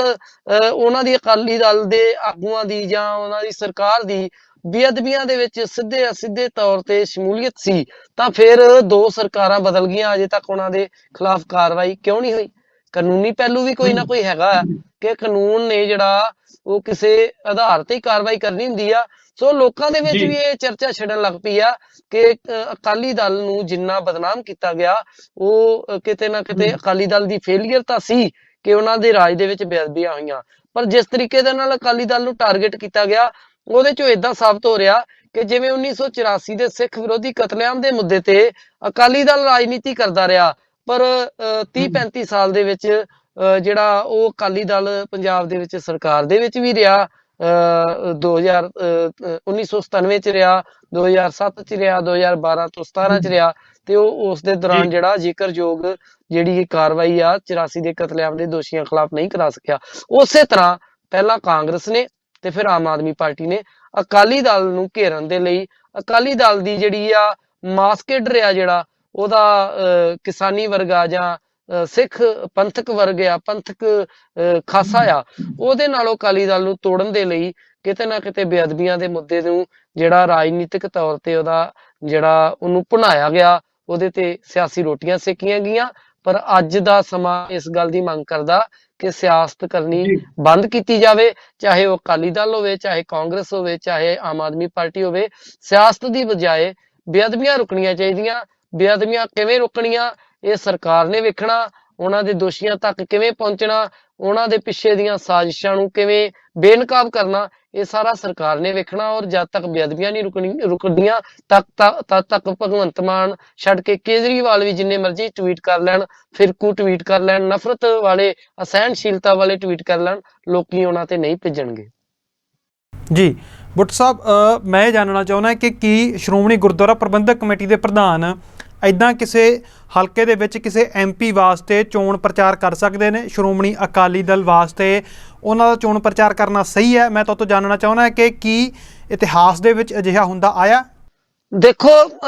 ਜਿਹੜਾ ਸ਼੍ਰੋਮਣੀ ਗੁਰਦੁਆਰਾ ਪ੍ਰਬੰਧਕ ਕਮੇਟੀ ਹੈ ਨਾ, ਇਹਦਾ ਗਠਨ ਨਵੰਬਰ 1920 ਚ, ਜਿਹੜਾ 15 ਨਵੰਬਰ 1920 ਨੂੰ ਜਿਹੜਾ ਸ੍ਰੀ ਅਕਾਲ ਤਖਤ ਸਾਹਿਬ ਦੇ ਸਨਮੁਖ ਹੋਇਆ। ਉਸ ਤੋਂ 1 ਮਹੀਨੇ ਬਾਅਦ 14 ਦਸੰਬਰ 1920 ਨੂੰ ਸ਼੍ਰੋਮਣੀ ਗੁਰਦੁਆਰਾ ਪ੍ਰਬੰਧਕ ਕਮੇਟੀ ਦੇ ਲਈ ਮੈਨ ਪਾਵਰ ਜਟਾਉਣ ਦੇ ਲਈ ਜਿਹੜਾ ਸ਼੍ਰੋਮਣੀ ਅਕਾਲੀ ਦਲ ਦਾ ਗਠਨ ਹੋਇਆ ਸੀ। ਇਹ ਵੱਖਰੀ ਗੱਲ ਆ ਕਿ ਸਮਾਂ ਪਾ ਕੇ ਅੱਜ ਅਕਾਲੀ ਦਲ ਦਾ ਉਹ ਸਰੂਪ ਨਹੀਂ ਹੈ ਜਿਹੜਾ 1920 ਚ ਸੀਗਾ, ਪਰ ਇਸ ਦੇ ਬਾਵਜੂਦ ਸ਼੍ਰੋਮਣੀ ਗੁਰਦੁਆਰਾ ਪ੍ਰਬੰਧਕ ਕਮੇਟੀ ਜਿਹੜੀ ਆ 1979 ਚ ਉਹਦਾ ਇੱਕ ਪਾਲਿਸੀ ਪ੍ਰੋਗਰਾਮ ਤੈਅ ਕੀਤਾ ਗਿਆ ਸੀ, ਜਿਹਦੇ ਵਿੱਚ ਧਰਮ ਦੇ ਪ੍ਰਚਾਰ ਪ੍ਰਸਾਰ, ਗੁਰਦੁਆਰਿਆਂ ਦੇ ਜਿਹੜਾ ਇਮਾਨਦਾਰਾਨਾ ਤੇ ਸੰਗਤੀ ਪ੍ਰਬੰਧ ਦੇਖਣਾ ਤੇ ਉਹ ਪ੍ਰਬੰਧ ਨੂੰ ਕਾਇਮ ਕਰਨਾ। ਇਸ ਤੋਂ ਇਲਾਵਾ ਭਾਰਤ ਦੇ ਵਿੱਚ ਸਿੱਖਾਂ ਦਾ ਰਾਜਨੀਤਿਕ ਖੁਦ ਮੁਖਤਿਆਰ ਜਿਹੜਾ ਇੱਕ ਰਾਜ ਭਾਗ ਕਾਇਮ ਕਰਨ ਲਈ ਜਾਂ ਇੱਕ ਇਹੋ ਜਿਹਾ ਮਾਹੌਲ ਬਣਾਉਣ ਲਈ ਸਿੱਖਾਂ ਦੇ ਰਾਜਨੀਤਿਕ ਹਿੱਤਾਂ ਦੇ ਲਈ ਵੀ ਸ਼੍ਰੋਮਣੀ ਗੁਰਦੁਆਰਾ ਪ੍ਰਬੰਧਕ ਕਮੇਟੀ ਨੇ ਆਪਣੀ ਵਚਨਬੱਧਤਾ ਦੁਹਰਾਈ ਸੀ। ਔਰ ਜਥੇਦਾਰ ਗੁਰਚਰਨ ਸਿੰਘ ਟੌੜਾ ਜਿਹੜੇ 26-27 ਸਾਲ ਸ਼੍ਰੋਮਣੀ ਗੁਰਦੁਆਰਾ ਪ੍ਰਬੰਧਕ ਕਮੇਟੀ ਦੇ ਪ੍ਰਧਾਨ ਰਹੇ ਆ, ਉਹ ਰਾਜ ਸਭਾ ਦੇ ਮੈਂਬਰ ਵੀ ਰਹੇ ਆ। 1997 ਦੇ ਵਿੱਚ ਜਦੋਂ ਪੰਜਾਬ ਦੇ ਵਿੱਚ ਵਿਧਾਨ ਸਭਾ ਚੋਣਾਂ ਹੋਈਆਂ ਸੀ, ਉਸ ਵੇਲੇ ਟੌੜਾ ਸਾਹਿਬ ਦੇ ਜਿਹੜੇ ਉਹਨਾਂ ਨੂੰ ਜਿਹੜਾ ਵਿਧਾਨ ਸਭਾ ਦੀਆਂ ਟਿਕਟਾਂ ਦੇ ਵਿੱਚ ਵੀ ਉਹਨਾਂ ਨੂੰ ਕੁਝ ਕੋਟਾ ਦਿੱਤਾ ਗਿਆ ਸੀਗਾ ਕਿ ਤੁਸੀਂ ਆਪਣੇ ਜਿਹੜੇ ਆ ਆਪਣੇ ਧੜੇ ਦੇ ਕਹਿ ਲਓ ਜਾਂ ਆਪਣੀ ਮਰਜ਼ੀ ਦੇ ਬੰਦਿਆਂ ਨੂੰ ਜਿਹੜੀਆਂ ਟਿਕਟਾਂ ਦੇ ਸਕਦੇ ਹੋ ਜਾਂ ਦਵਾ ਸਕਦੇ ਹੋ। ਸੋ ਉਹਨਾਂ ਦਾ ਵੀ ਅਕਾਲੀ ਦਲ ਦੀ ਰਾਜਨੀਤੀ ਦੇ ਵਿੱਚ ਬਰਾਬਰ ਯੋਗਦਾਨ ਰਿਹਾ। ਔਰ ਜਦੋਂ ਕਦੇ ਵੀ ਅਕਾਲੀ ਦਲ ਦੇ ਉੱਤੇ ਭਾਰਤੀ ਜਨਤਾ ਪਾਰਟੀ ਨਾਲ ਗੱਠਜੋੜ ਦੇ ਦੌਰਾਨ ਭਾਰਤੀ ਜਨਤਾ ਪਾਰਟੀ ਜਿਹੜੀ ਆ ਉਹ ਹਾਵੀ ਹੋਣ ਦੀ ਕੋਸ਼ਿਸ਼ ਕਰਦੀ ਸੀ ਤਾਂ ਗੁਰਚਰਨ ਸਿੰਘ ਟੌੜਾ ਹੀ ਸਨ ਜਿਹੜੇ ਸਟੇਟਮੈਂਟਾਂ ਦੇ ਕੇ ਭਾਰਤੀ ਜਨਤਾ ਪਾਰਟੀ ਨੂੰ ਮਰਿਆਦਾ 'ਚ ਰਹਿਣ ਦਾ ਚੇਤਾ ਕਰਵਾਉਂਦੇ ਸਨ, ਕਿਉਂਕਿ ਪ੍ਰਕਾਸ਼ ਸਿੰਘ ਬਾਦਲ ਦੀ ਰਾਜਨੀਤੀ ਕਰਨ ਦਾ ਇੱਕ ਵੱਖਰਾ ਤਰੀਕਾ ਸੀ। ਅਸੀਂ ਜਾਣਦੇ ਹਾਂ ਉਹ ਇਸ ਦੁਨੀਆ 'ਚ ਨਹੀਂ ਰਹੇ। ਉਹਨਾਂ ਦੀ ਰਾਜਨੀਤੀ ਦੇ ਬਹੁਤ ਸਾਰੇ ਜਿਹੜੇ ਆ ਔਗੁਣ ਵੀ ਸਨ। ਸੋ ਉਹ ਇੱਕ ਵੱਖਰਾ ਮੈਟਰ, ਪਰ ਉਹਨਾਂ ਦਾ ਇੱਕ ਖਾਸਾ ਸੀਗਾ ਕਿ ਬਾਦਲ ਉਦਾਰ ਰਾਜਨੀਤੀ ਦਾ ਪ੍ਰਤੀਕ ਰਹੇ ਆ। ਇਸੇ ਕਾਰਨ ਹੀ ਜਿਹੜਾ ਉਹ ਲੰਬਾ ਸਮਾਂ ਪੰਜਾਬ ਦੀ ਰਾਜਨੀਤੀ ਦੇ ਨਾਲ ਨਾਲ ਭਾਰਤ ਦੀ ਖੇਤਰੀ ਰਾਜਨੀਤੀ ਦੇ ਵਿੱਚ ਵੀ ਇੱਕ ਵੱਡਾ ਹਸਤਾਖਰ ਰਹੇ। ਔਰ ਪ੍ਰਕਾਸ਼ ਸਿੰਘ ਬਾਦਲ ਉਦਾਰ ਰਾਜਨੀਤੀ ਦੇ ਜਿਹੜੇ ਪ੍ਰਤੀਕ ਹੋਣ ਕਰਕੇ ਉਹ ਕਈ ਵਾਰ ਭਾਰਤੀ ਜਨਤਾ ਪਾਰਟੀ ਦੇ ਜਿਹੜੇ ਉਹਨਾਂ ਦੇ ਗੱਠਜੋੜ ਲੀਡਰ ਜਿਹੜੇ ਕੇਂਦਰੀ ਆਗੂ ਆ ਉਹ ਬਿਆਨ ਦੇ ਦਿੰਦੇ ਸਨ, ਤਾਂ ਪਰ ਉਹ ਜਦੋਂ ਧਰਮ ਦੇ ਵਿੱਚ ਦਖਲ ਬਾਰੇ ਬਿਆਨ ਦਿੰਦੇ ਸਨ ਤਾਂ ਗੁਰਚਰਨ ਸਿੰਘ ਟੌੜਾ ਸਟੇਟਮੈਂਟ ਦੇ ਕੇ ਉਹਨਾਂ ਨੂੰ ਮਰਿਆਦਾ 'ਚ ਰਹਿਣ ਦਾ ਚੇਤਾ ਕਰਵਾਉਂਦੇ ਸਨ। ਇਸ ਤੋਂ ਇਲਾਵਾ ਬਹੁਤ ਸਾਰੇ ਸ਼੍ਰੋਮਣੀ ਗੁਰਦੁਆਰਾ ਪ੍ਰਬੰਧਕ ਕਮੇਟੀ ਦੇ ਪ੍ਰਧਾਨ ਹੋਏ ਆ ਜਿਹੜੇ ਸ਼੍ਰੋਮਣੀ ਅਕਾਲੀ ਦਲ ਦੇ ਪ੍ਰਧਾਨਾਂ ਦੇ ਨਾਲ ਰਲ ਕੇ ਜਿਹੜਾ ਵਾ ਉਹ ਜਿਹੜਾ ਰਾਜਨੀਤੀ ਵਿੱਚ ਵੀ ਮਾਰਗਦਰਸ਼ਨ ਕਰਦੇ ਰਹੇ ਆ। ਸੋ ਇਹ ਮੈਨੂੰ ਲੱਗਦਾ ਕਿ ਇਹ ਕੋਈ ਵੱਡਾ ਮੈਟਰ ਨਹੀਂ ਹੈਗਾ ਕਿ ਅਕਾਲੀ ਦਲ ਦੇ ਉਮੀਦਵਾਰ ਦੇ ਹੱਕ ਦੇ ਵਿੱਚ ਸ਼੍ਰੋਮਣੀ ਗੁਰਦੁਆਰਾ ਪ੍ਰਬੰਧਕ ਕਮੇਟੀ ਦਾ ਜਿਹੜਾ ਪ੍ਰਧਾਨ ਆ ਉਹ ਵੋਟਾਂ ਮੰਗੇ। ਪਰ ਇਹ ਮੈਟਰ ਜ਼ਰੂਰ ਕਰਦਾ ਕਿ ਸ਼੍ਰੋਮਣੀ ਗੁਰਦੁਆਰਾ ਪ੍ਰਬੰਧਕ ਕਮੇਟੀ ਨੂੰ ਖੁਦ ਮੁਖਤਿਆਰ ਸੰਸਥਾ ਵਜੋਂ ਜਿਹੜਾ ਸਿੱਖਾਂ ਦੇ ਧਰਮ ਪ੍ਰਚਾਰ ਪ੍ਰਸਾਰ ਦੇ ਲਈ ਜਿਹੜਾ ਉਹ ਕੰਮ ਕਰਨ ਦਾ ਮਾਹੌਲ ਦੇਣ ਦੀ ਲੋੜ ਆ। ਔਰ ਰਾਜਨੀਤਿਕ ਤੌਰ ਤੇ ਅਕਾਲੀ ਦਲ ਨੂੰ ਵੀ ਜਿਹੜਾ ਪੰਥਕ, ਕਿਉਂਕਿ ਅੱਜ ਆਲੋਚਨਾ ਤਾਂ ਹੀ ਹੋ ਰਹੀ ਆ, ਇੱਕ ਕਾਰਨ ਇਹ ਵੀ ਆ ਆਲੋਚਨਾ ਦਾ ਕਿ ਅਕਾਲੀ ਦਲ ਤੋਂ ਜੋ ਸਿੱਖ ਕੌਮ ਧਾਰਮਿਕ ਖੇਤਰ ਦੇ ਵਿੱਚ ਪ੍ਰਤੀਨਿਧਤਾ ਦੀ ਤਵੱਕੋਂ ਕਰਦੀ ਆ, ਅਕਾਲੀ ਦਲ ਵੀ ਉਸ ਦੇ ਵਿੱਚ ਸਿੱਖਾਂ ਦਾ ਭਰੋਸਾ ਪੂਰੀ ਤਰ੍ਹਾਂ ਜਿੱਤਣ ਦੇ ਵਿੱਚ ਕਾਮਯਾਬ ਨਹੀਂ ਹੋ ਸਕਿਆ। ਔਰ ਇਸੇ ਕਾਰਨ ਹੀ ਅਕਾਲੀ ਦਲ ਦੀ ਅੱਜ ਸਥਿਤੀ ਇੰਨੀ ਇਦਾਂ ਦੀ ਹੋ ਚੁੱਕੀ ਆ ਕਿ ਅਕਾਲੀ ਦਲ ਇੱਕ ਆਪਣੀ ਹੋਂਦ ਦੇ ਸੰਕਟ ਦੇ ਜਿਹੜਾ ਰੂਬਰੂ ਚੱਲ ਰਿਹਾ। ਪਰ ਸ਼੍ਰੋਮਣੀ ਗੁਰਦੁਆਰਾ ਪ੍ਰਬੰਧਕ ਕਮੇਟੀ ਜਿਹੜੀ ਆ ਜੇ ਉਹ ਸ਼੍ਰੋਮਣੀ ਅਕਾਲੀ ਦਲ ਦੇ ਉਮੀਦਵਾਰ ਦੇ ਹੱਕ ਦੇ ਵਿੱਚ ਵਿਧਾਨ ਸਭਾ ਚੋਣਾਂ ਦੀਆਂ ਵੋਟਾਂ ਮੰਗਦੀ ਆ ਤਾਂ ਉਹ ਵੀ ਉਹਨੂੰ ਮੁਬਾਰਕ ਆ, ਪਰ ਇਸ ਦੇ ਨਾਲ ਉਸ ਨੂੰ ਸ਼੍ਰੋਮਣੀ ਅਕਾਲੀ ਦਲ ਨੂੰ ਧਾਰਮਿਕ ਤੌਰ ਤੇ, ਪੰਥਕ ਤੌਰ ਤੇ ਵੀ ਜਿਹੜਾ ਆਪਣੇ ਏਜੰਡੇ ਵੱਲ ਪਰਤਣ ਲਈ ਜਿਹੜਾ ਉਹਦਾ ਮਾਰਗਦਰਸ਼ਨ ਕਰਨਾ ਚਾਹੀਦਾ ਹੈ। ਬੁੱਟਰ ਸਾਹਿਬ, ਮੇਰਾ ਇੱਕ ਖਾਸ ਸਵਾਲ ਹੈ ਕਿ ਜਿਵੇਂ ਸ਼੍ਰੋਮਣੀ ਅਕਾਲੀ ਦਲ ਹੈ, ਸ਼੍ਰੋਮਣੀ ਅਕਾਲੀ ਦਲ ਨੂੰ ਪੰਥਕ ਧਿਰ ਤੋਂ ਪੰਜਾਬੀ ਪਾਰਟੀ ਦੇ ਵਿੱਚ ਬਦਲ ਦਿੱਤਾ ਗਿਆ ਸੀ, ਤਾਂ ਕੀ ਅਜਿਹੇ ਹਾਲਾਤਾਂ ਦੇ ਵਿੱਚ ਚੋਣ ਪ੍ਰਚਾਰ ਕਰਨਾ ਜ਼ਰੂਰੀ ਹੈ? ਅਜਿਹੇ ਹਾਲਾਤਾਂ ਦੇ ਵਿੱਚ ਇੱਕ ਸਿੱਖਾਂ ਦੀ ਸਿਰਮੌਰ ਸੰਸਥਾ ਦਾ ਇੱਕ ਆਗੂ ਹੋਵੇ ਅਤੇ ਉਹ ਇੱਕ ਪਤਿਤ ਵਿਅਕਤੀ ਦੇ ਹੱਕ ਦੇ ਵਿੱਚ ਚੋਣ ਪ੍ਰਚਾਰ ਕਰੇ। ਮੰਨ ਲਓ ਜੇਕਰ ਕੱਲ੍ਹ ਨੂੰ ਸ਼੍ਰੋਮਣੀ ਗੁਰਦੁਆਰਾ ਪ੍ਰਬੰਧਕ ਕਮੇਟੀ ਦੇ ਉੱਤੇ ਕੋਈ ਅਜਿਹੀ ਧਿਰ ਜਿੱਤਦੀ ਹੈ, ਚੋਣਾਂ ਦੇ ਵਿੱਚ ਚੋਣਾਂ ਹੁੰਦੀਆਂ ਨੇ, ਜਿਹੜੀ ਧਿਰ ਆਮ ਆਦਮੀ ਪਾਰਟੀ ਦੀ ਸਪੋਰਟਰ ਹੋਵੇ, ਜਿਹੜੀ ਧਿਰ ਬੀਜੇਪੀ ਦੀ ਸਪੋਰਟਰ ਹੋਵੇ, ਕਿ ਜੇਕਰ ਉਦੋਂ ਸ਼੍ਰੋਮਣੀ ਗੁਰਦੁਆਰਾ ਪ੍ਰਬੰਧਕ ਕਮੇਟੀ ਦਾ ਪ੍ਰਧਾਨ ਉਹਨਾਂ ਪਾਰਟੀ ਦੇ ਲਈ, ਉਹਨਾਂ ਦੇ ਲਈ ਚੋਣ ਪ੍ਰਚਾਰ ਕਰੇਗਾ, ਕਿ ਉਦੋਂ ਅਕਾਲੀ ਦਲ ਸਵਾਲ ਨਹੀਂ ਖੜਾ ਕਰੇਗਾ? ਦੇਖੋ ਮਨਦੀਪ ਜੀ, ਤੁਹਾਡੀ ਇਹ ਗੱਲ ਤੇ ਠੀਕ ਆ ਕਿ ਸ਼੍ਰੋਮਣੀ ਗੁਰਦੁਆਰਾ ਪ੍ਰਬੰਧ ਜਦੋਂ ਅਕਾਲੀ ਦਲ ਨੇ ਆਪਣੇ ਆਪ ਨੂੰ ਪੰਥਕ ਤੋਂ ਪੰਜਾਬੀ ਪਾਰਟੀ ਐਲਾਨ ਦਿੱਤਾ ਤਾਂ ਉਹਨਾਂ ਹਾਲਾਤਾਂ ਦੇ ਵਿੱਚ ਜਿਹੜਾ ਸ਼੍ਰੋਮਣੀ ਗੁਰਦੁਆਰਾ ਪ੍ਰਬੰਧਕ ਕਮੇਟੀ ਦਾ ਪ੍ਰਧਾਨ ਜਿਹੜਾ ਉਹ ਵੋਟ ਮੰਗਦਾ, ਕਿਉਂ ਮੰਗਦਾ? ਇਹ ਗੱਲ ਤੇ ਇੱਥੋਂ ਤੱਕ ਤੇ ਵਾਜਬ ਆ। ਪਰ ਜਿਹੜੀ ਗੱਲ ਤੁਸੀਂ ਕਰ ਰਹੇ ਹੋ ਵੀ ਕੱਲ ਨੂੰ ਭਾਰਤੀ ਜਨਤਾ ਪਾਰਟੀ ਦੀ ਸਮਰਥਿਤ ਪਾਰਟੀ ਜਿਹੜੀ ਆ ਉਹ ਸ਼੍ਰੋਮਣੀ ਕਮੇਟੀ ਦੀ ਸੱਤਾ 'ਚ ਆ ਜਾਏ ਜਾਂ ਆਮ ਆਦਮੀ ਪਾਰਟੀ ਦੀ ਆ ਜਾਏ, ਕਿ ਉਹ ਵੀ ਵੋਟਾਂ ਮੰਗ ਸਕੇਗੀ? ਉਹਦਾ ਜਵਾਬ ਇਹ ਆ ਕਿ ਸ਼੍ਰੋਮਣੀ ਅਕਾਲੀ ਦਲ ਜਿਹੜਾ ਉਹ ਇੱਕ ਪੰਥਕ ਪਾਰਟੀ ਵਜੋਂ ਹੋਂਦ 'ਚ ਆਇਆ ਸੀ। ਇਹ ਵੱਖਰੀ ਗੱਲ ਆ ਕਿ ਉਹਨਾਂ ਨੇ ਵੋਟਾਂ ਦੇ ਲਈ ਜਾਂ ਰਾਜ ਸੱਤਾ 'ਚ ਆਉਣ ਦੇ ਲਈ ਇੱਕ ਮੌਕਾ ਪ੍ਰਸਤ ਰਾਜਨੀਤੀ ਵਜੋਂ ਜਿਹੜਾ ਇਹਨੂੰ ਪੰਜਾਬੀ ਪਾਰਟੀ ਵਿੱਚ ਪਰਿਵਰਤਿਤ ਕਰ ਦਿੱਤਾ। ਪਰ ਇਸ ਦੇ ਬਾਵਜੂਦ ਅਕਾਲੀ ਦਲ ਦਾ ਪੰਥ ਨਾਲੋਂ ਨਾਤਾ ਨਹੀਂ ਟੁੱਟਿਆ। ਇਸੇ ਕਾਰਨ ਹੀ 1997 ਦੇ ਵਿੱਚ, 2007 ਦੇ ਵਿੱਚ, 2012 ਦੇ ਵਿੱਚ ਅਕਾਲੀ ਦਲ ਸੱਤਾ 'ਚ ਆਇਆ, ਲਗਾਤਾਰ 3 ਵਾਰ ਆਇਆ। ਔਰ ਬਿਨਾਂ ਸ਼ੱਕ ਗੁਰੂ ਗ੍ਰੰਥ ਸਾਹਿਬ ਜੀ ਦੀ ਬੇਅਦਬੀ ਔਰ ਡੇਰਾ ਸਿਰਸਾ ਮੁਖੀ ਨੂੰ ਮਾਫੀ ਦੇਣ, ਇਹ 2 ਫੈਸਲਿਆਂ ਤੋਂ ਇਲਾਵਾ ਅਕਾਲੀ ਦਲ ਦੇ ਰਾਜ ਦੇ ਵਿੱਚ ਬਹੁਤ ਸਾਰੇ ਕਾਰਜ ਇਹੋ ਜਿਹੇ ਵੀ ਹੋਏ ਆ ਕਿ ਜਿਹੜੇ ਦੂਜੇ ਰਾਜਾਂ ਦੇ ਵਿੱਚ ਸਿੱਖਾਂ ਦੇ ਹਿੱਤ ਵਿੱਚ ਨਹੀਂ ਹੋਏ। ਜਿਵੇਂ ਕਿ ਅਨੰਦਪੁਰ ਸਾਹਿਬ ਜਿਹੜੀ ਖਾਲਸਾ ਪੰਥ ਦੀ 300 ਸਾਲਾ ਸਾਜਨਾ ਸ਼ਤਾਬਦੀ ਮਨਾਈ ਗਈ ਸੀ 1999 ਦੇ ਵਿੱਚ, ਉਹ ਵੀ ਅਕਾਲੀ ਦਲ ਦੇ ਰਾਜ ਵਿੱਚ ਮਨਾਈ ਗਈ ਸੀ। ਔਰ ਅਨੰਦਪੁਰ ਸਾਹਿਬ ਦੀ ਇੰਨੀ ਵੱਡੀ ਪੱਧਰ ਤੇ ਕਾਇਆ ਕਲਪ ਹੋਈ ਔਰ ਦੁਨੀਆ ਦੇ ਨਕਸ਼ੇ ਤੇ ਇੱਕ ਸੁੰਦਰ ਸ਼ਾਂਤ ਸ਼ਹਿਰ ਵਜੋਂ ਅਨੰਦਪੁਰ ਸਾਹਿਬ ਉੱਭਰਿਆ। ਔਰ ਵਿਰਾਸਤ-ਏ ਖਾਲਸਾ ਇੱਥੇ ਜਿਹੜਾ 300 ਕਰੋੜ ਤੋਂ ਵੱਧ ਲਾਗਤ ਨਾਲ ਤਿਆਰ ਕੀਤਾ ਗਿਆ, ਉਹਨੂੰ ਦੇਖਣ ਲਈ ਰੋਜ਼ਾਨਾ ਲਗਭਗ 7-8 ਹਜ਼ਾਰ ਸੈਲਾਨੀ ਆਉਂਦਾ ਆ। ਉਹ ਇਸ ਤੋਂ ਇਲਾਵਾ ਛੋਟਾ ਘੱਲੂਘਾਰਾ, ਵੱਡਾ ਘੱਲੂਘਾਰਾ ਯਾਦਗਾਰ, ਚੱਪੜਚਿੜੀ ਦੀ ਯਾਦਗਾਰ, ਵਿਰਾਸਤੀ ਮਾਰਗ ਦਰਬਾਰ ਸਾਹਿਬ ਨੂੰ ਜਾਂਦਾ, ਫਿਰ ਦਰਬਾਰ ਸਾਹਿਬ ਦੇ ਬਾਹਰ ਗੋਲਡਨ ਪਲਾਜ਼ਾ। ਹਾਲਾਂਕਿ ਉਹ ਇਹਨਾਂ ਸਾਰੇ ਕਾਰਜਾਂ ਦੇ ਵਿੱਚ ਕੁਝ ਭਵਨ ਨਿਰਮਾਣ ਕਲਾ, ਕੁਝ ਆਰਕੀਟੈਕਟ ਦੇ ਮਸਲਿਆਂ ਤੇ ਤਾਂ ਅਕਾਲੀ ਦਲ ਦੀ ਨੁਕਤਾਚੀਨੀ ਹੁੰਦੀ ਰਹੀ ਆ ਕਿ ਜਿਵੇਂ ਉਸ ਕੁਝ ਚੀਜ਼ਾਂ ਜਿਹੜੀਆਂ ਸਿਰਫ ਭਵਨ ਨਿਰਮਾਣ ਕਲਾ ਦੇ ਨਾਲ ਪੂਰੀ ਤਰ੍ਹਾਂ ਮੇਲ ਨਹੀਂ ਖਾਂਦੀਆਂ। ਪਰ ਇਸ ਦੇ ਬਾਵਜੂਦ ਜੇ ਦਰਬਾਰ ਸਾਹਿਬ ਦੇ ਆਲੇ ਦੁਆਲੇ ਅੱਜ ਜਦੋਂ ਸੰਗਤ ਜਾਂਦੀ ਆ ਤਾਂ ਇੱਕ ਵਧੀਆ ਮਾਹੌਲ, ਜਦੋਂ ਵਾਤਾਵਰਨ, ਜਦੋਂ ਦਰਬਾਰ ਸਾਹਿਬ ਨੂੰ ਅਸੀਂ ਜਾਂਦੇ ਆ ਤਾਂ ਇੱਕ ਖੁੱਲੀ ਡੁੱਲੀਆਂ ਸਟਰੀਟ ਨਜ਼ਰ ਆਉਂਦੀ ਆ ਔਰ ਵਧੀਆ ਮਾਹੌਲ ਨਜ਼ਰ ਆਉਂਦਾ। ਤਾਂ ਇਹਦੇ ਵਿੱਚ ਲੋਕ ਕਿਤੇ ਨਾ ਕਿਤੇ ਅਕਾਲੀ ਦਲ ਦੀ ਸਰਕਾਰ ਦਾ ਹੀ ਜਿਹੜਾ ਉਹਦੇ ਵਿੱਚ ਜਿਹੜਾ ਇੱਕ ਤਰੱਦਦ ਮੰਨਿਆ ਜਾਂਦਾ, ਉਹਨਾਂ ਦੀ ਕੋਸ਼ਿਸ਼ ਸਦਕਾ ਸੀ। ਔਰ ਇਸ ਦੇ ਬਾਵਜੂਦ ਅਕਾਲੀ ਦਲ ਨੇ ਜਿਹੜੀਆਂ ਸਿਆਸੀ ਤੌਰ ਤੇ ਗਲਤੀਆਂ ਵੀ ਕੀਤੀਆਂ, ਜਿਵੇਂ ਜਿਹੜੇ ਪੰਥਕ ਹਿੱਤ ਸੀਗੇ, ਪੰਜਾਬੀ ਬੋਲਦੇ ਇਲਾਕਿਆਂ ਦੇ ਮਸਲੇ ਸੀ, ਪਾਣੀਆਂ ਦਾ ਮਸਲਾ ਸੀ, ਚੰਡੀਗੜ੍ਹ ਦਾ ਮਸਲਾ ਸੀ, ਰਾਜਧਾਨੀ ਦਾ ਮਸਲਾ ਸੀ, ਉਹਦੇ ਤੇ ਉਸ ਇੱਛਾ ਸ਼ਕਤੀ ਦੇ ਨਾਲ ਅਕਾਲੀ ਦਲ ਪੈਰਵਾਈ ਨਹੀਂ ਕਰ ਸਕਿਆ ਜਿਸ ਇੱਛਾ ਸ਼ਕਤੀ ਦੇ ਨਾਲ ਰਾਜ ਸੱਤਾ ਦੇ ਵਿੱਚ ਹੋਣ ਦੇ ਨਾਤੇ ਉਹਨਾਂ ਨੂੰ ਹੋਣਾ ਚਾਹੀਦਾ ਸੀ। ਪਰ ਅਸੀਂ ਫਿਰ ਗੱਲ ਉੱਥੇ ਆਉਂਦੇ ਆ ਕਿ ਵੋਟਾਂ ਮੰਗਣ ਦਾ ਜਿਹੜੀ ਗੱਲ ਹੈ ਨਾ, ਕਿ ਵੋਟਾਂ ਅਕਾਲੀ ਦਲ ਦਾ ਉਮੀਦਵਾਰ ਹੋਵੇ ਤਾਂ ਉਹਦੇ ਹੱਕ 'ਚ ਜਿਹੜਾ ਸ਼੍ਰੋਮਣੀ ਕਮੇਟੀ ਦਾ ਪ੍ਰਧਾਨ ਵੋਟਾਂ ਮੰਗੇ, ਕਿਸੇ ਨੂੰ ਕੋਈ ਉਜਰ ਨਾ ਹੋਵੇ, ਬਸ਼ਰਤੇ ਅਕਾਲੀ ਦਲ ਨੂੰ ਜਿਹੜਾ ਪੰਜਾਬੀ ਪਾਰਟੀ ਤੋਂ ਮੁੜ ਪੰਥਕ ਪਾਰਟੀ ਵੱਲ ਪਰਤਣਾ ਪਏਗਾ। ਔਰ ਇਸ ਤੋਂ ਬਗੈਰ ਅਕਾਲੀ ਦਲ ਦਾ ਜਿਹੜਾ ਆ ਉਹ ਹੋਂਦ ਹਸਤੀ ਜਿਹੜੀ ਮੁੜ ਕਾਇਮ ਨਹੀਂ ਹੋ ਸਕਣੀ। ਇਹ ਗੱਲ ਪ੍ਰਤੱਖ ਹੋ ਚੁੱਕੀ ਆ 2017 ਦੀਆਂ ਤੇ 2022 ਦੀਆਂ ਵਿਧਾਨ ਸਭਾ ਚੋਣਾਂ ਦੇ ਵਿੱਚ। ਹੁਣ ਜਿਹੜੀ ਗੱਲ ਤੁਸੀਂ ਕੀਤੀ ਪਤਤ ਵਾਲੀ, ਮੇਰੇ ਖਿਆਲ ਦੇ ਵਿੱਚ ਪਤਤ ਵਾਲੀ ਕੋਈ ਇਹੋ ਜਿਹੀ ਗੱਲ ਨਹੀਂ ਆ, ਕਿਉਂਕਿ ਸਿੱਖ ਜਿੱਥੇ ਅਕਾਲੀ ਦਲ ਦੇ ਸੰਵਿਧਾਨ ਦੇ ਵਿੱਚ ਇਹ ਗੱਲ ਲਿਖੀ ਆ ਕਿ ਜਿੱਥੇ ਆਪਣੇ ਜਿਹੜੇ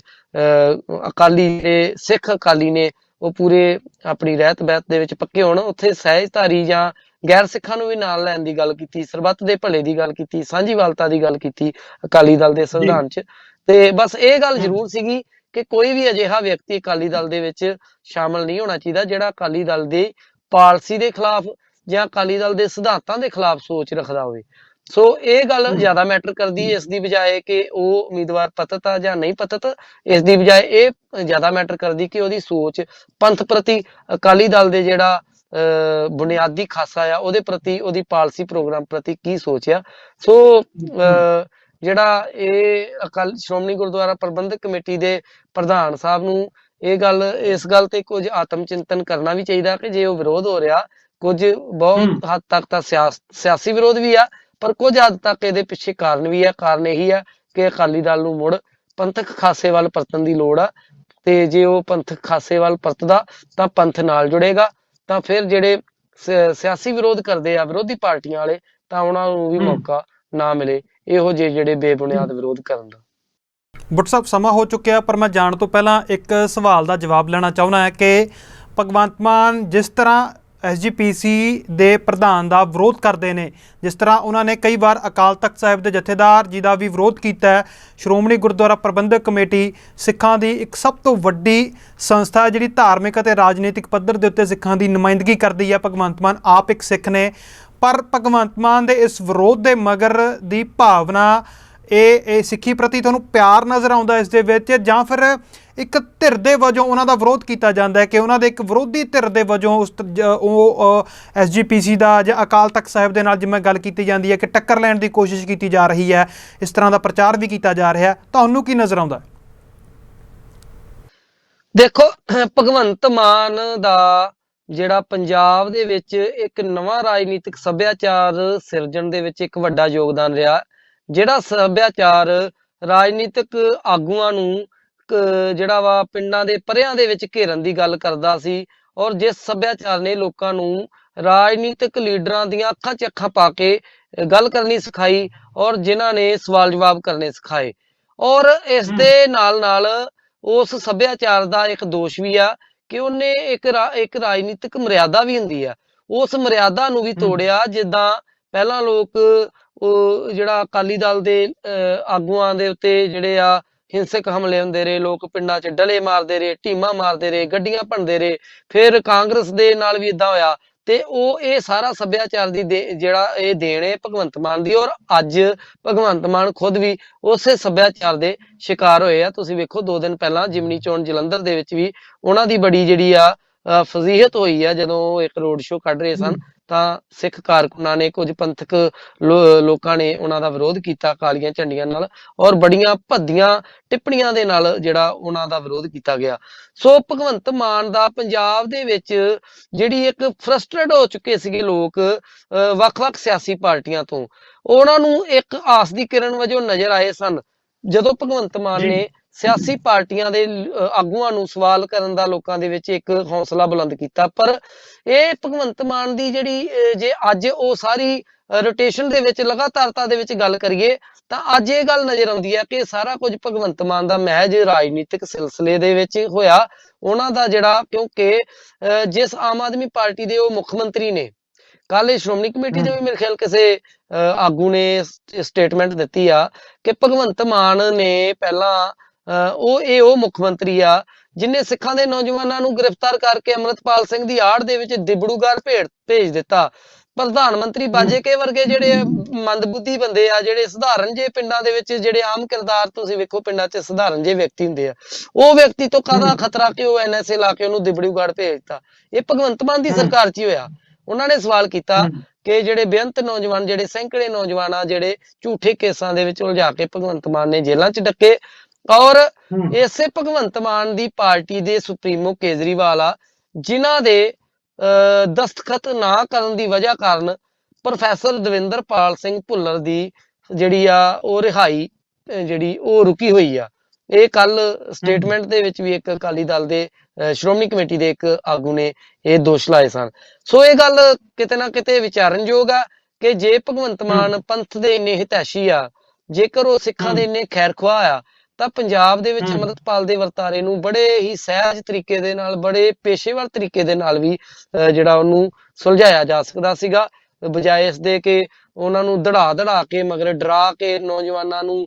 ਫੜੋ ਫੜੀ ਦੇ ਵਿੱਚ ਨਜਾਇਜ਼ ਪੰਜਾਬ ਦੇ ਵਿੱਚ ਦਹਿਸ਼ਤ ਦਾ ਮਾਹੌਲ ਕ੍ਰੀਏਟ ਕਰਨਾ, ਇਸ ਦੀ ਬਜਾਏ ਚੰਗੇ ਤਰੀਕੇ ਦੇ ਨਾਲ ਉਸ ਮਾਹੌਲ ਨੂੰ ਨਜਿੱਠਿਆ ਜਾ ਸਕਦਾ ਸੀ। ਔਰ ਦੂਜੀ ਗੱਲ ਕਿ ਜਿਹੜੇ ਬੰਦੀ ਸਿੰਘਾਂ ਦੀ ਰਿਹਾਈ ਦੇ ਸੰਬੰਧ ਵਿੱਚ ਮੁਹਾਲੀ ਚੰਡੀਗੜ੍ਹ ਦੇ ਬਾਰਡਰ ਦੇ ਉੱਤੇ ਪੰਥਕ ਜਥੇਬੰਦੀਆਂ ਦਾ ਇੱਕ ਵੱਡਾ ਮੋਰਚਾ ਲੱਗਾ ਹੋਇਆ, ਉਸ ਦੇ ਨਾਲ ਸ਼੍ਰੋਮਣੀ ਕਮੇਟੀ ਨੇ ਵੀ ਜਿਹੜੀ ਦਸਤਖਤ ਮੁਹਿੰਮ ਸ਼ੁਰੂ ਕੀਤੀ ਹੋਈ ਆ, ਚੱਲ ਰਹੀ ਆ। ਸੋ ਇਹਦੇ ਤੇ ਵੀ ਇਹ ਕੌਮ ਦੀਆਂ ਭਾਵਨਾਵਾਂ ਨੇ ਕਿ ਜਿਹੜੇ ਬੰਦੀ ਸਿੰਘ ਰਿਹਾ ਹੋਣੇ ਚਾਹੀਦੇ ਜਿਨ੍ਹਾਂ ਦੀਆਂ ਸਜ਼ਾਵਾਂ ਪੂਰੀਆਂ ਹੋ ਚੁੱਕੀਆਂ। ਪ੍ਰੋਫੈਸਰ ਦਵਿੰਦਰਪਾਲ ਸਿੰਘ ਭੁੱਲਰ ਜਿਹੜੇ ਆ ਉਹ ਜੇਲ੍ਹ ਦੇ ਵਿੱਚ 30-32 ਸਾਲ ਤੋਂ ਬੰਦ ਆ, ਔਰ ਮਾਨਸਿਕ ਤੌਰ ਤੇ ਵੀ ਉਹਨਾਂ ਦੀ ਸਿਹਤ ਨਾਸਾਜ਼ ਚੱਲ ਰਹੀ ਆ। ਇਹ ਗੱਲਾਂ ਪਿਛਲੇ ਸਮੇਂ 'ਚ ਮੀਡੀਆ ਰਿਪੋਰਟਾਂ 'ਚ ਪ੍ਰਤੱਖ ਹੋ ਚੁੱਕੀਆਂ। ਸੋ ਕੇਜਰੀਵਾਲ ਜੇਕਰ ਇਹ ਗੱਲ ਸੱਚ ਆ ਕਿ ਉਹਨਾਂ ਦੀ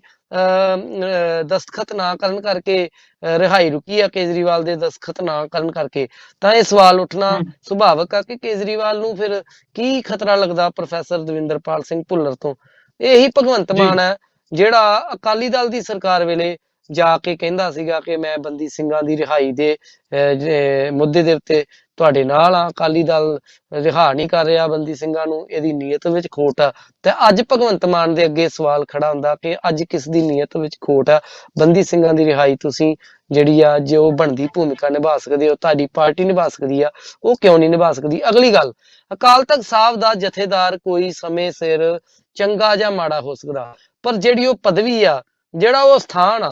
6ਵੇਂ ਪਾਤਸ਼ਾਹ ਸ੍ਰੀ ਗੁਰੂ ਹਰਗੋਬਿੰਦ ਸਾਹਿਬ ਜੀ ਦਾ ਸਾਜਿਆ ਸਥਾਨ ਆ, ਉਸ ਸਥਾਨ ਦੇ ਉੱਤੇ ਜਿਹੜਾ ਬੈਠਾ ਵਿਅਕਤੀ ਆ, ਚਾਹੇ ਕੋਈ ਵੀ ਹੋਵੇ, ਉਸ ਸਥਾਨ ਦੇ ਉੱਤੇ ਬੈਠੇ ਵਿਅਕਤੀ ਦਾ ਸਤਿਕਾਰ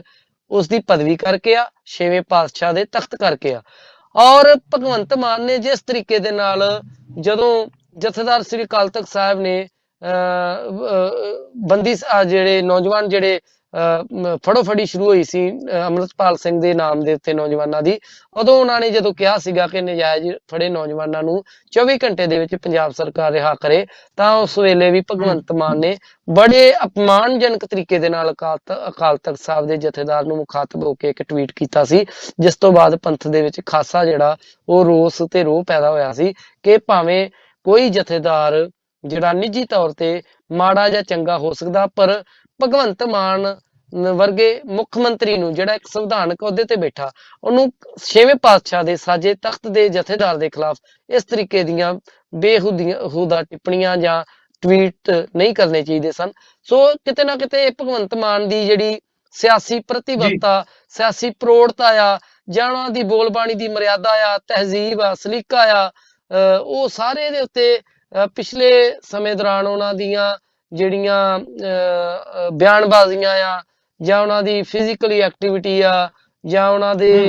ਜਿਹੜੇ ਤੌਰ ਤਰੀਕੇ ਆ, ਉਹਨਾਂ ਤੋਂ ਕਿਤੇ ਨਾ ਕਿਤੇ ਸਵਾਲ ਉੱਠੇ ਆ ਕਿ ਇੱਕ ਸੰਵਿਧਾਨਕ ਅਹੁਦੇ ਤੇ ਬੈਠਾ ਇੱਕ ਬੜਾ ਜ਼ਿੰਮੇਵਾਰ ਜਿਹੜਾ ਰਾਜ ਦਾ ਮੁਖੀ ਹੋਵੇ, ਉਹਦਾ ਰਾਜ ਧਰਮ ਇੱਕ ਬੜਾ ਉੱਚਾ ਸੁੱਚਾ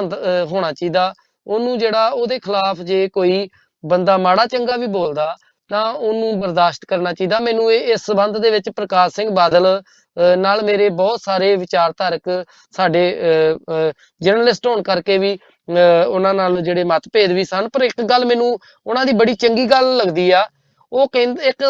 ਇੰਟਰਵਿਊ ਵਿੱਚ ਪ੍ਰਕਾਸ਼ ਸਿੰਘ ਬਾਦਲ ਨੇ ਦੱਸਿਆ ਸੀ ਕਿ ਜਦੋਂ ਮੈਂ ਮੁੱਖ ਮੰਤਰੀ ਹੁੰਦਾ ਤਾਂ ਮੈਂ ਕਿਸੇ ਵਿਰੋਧੀ ਦੇ ਖਿਲਾਫ ਕਦੇ ਵੀ ਬਦਲਾ ਲਊ ਕਾਰਵਾਈ ਨਹੀਂ ਕਰਦਾ। ਉਹਦਾ ਕਾਰਨ ਉਹ ਦੱਸਦੇ, ਕਹਿੰਦੇ ਕਿ ਜਿਸ ਤਰੀਕੇ ਦੇ ਨਾਲ